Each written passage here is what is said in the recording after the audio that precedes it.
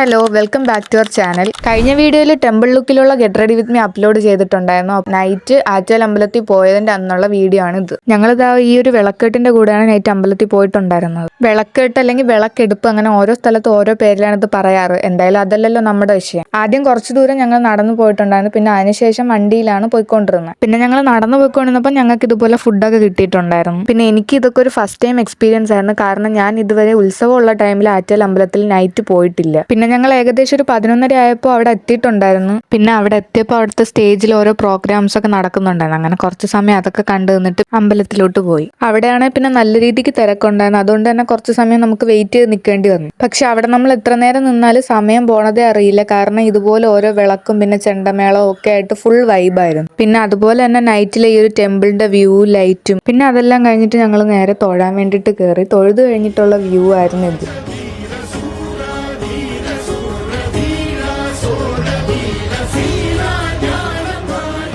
അപ്പോൾ അന്നത്തെ ഒരു ദിവസത്തെ വിശേഷങ്ങൾ ഇത്രയൊക്കെ ഉള്ളൂ. നമുക്കിനി നെക്സ്റ്റ് വീഡിയോയിൽ കാണാം.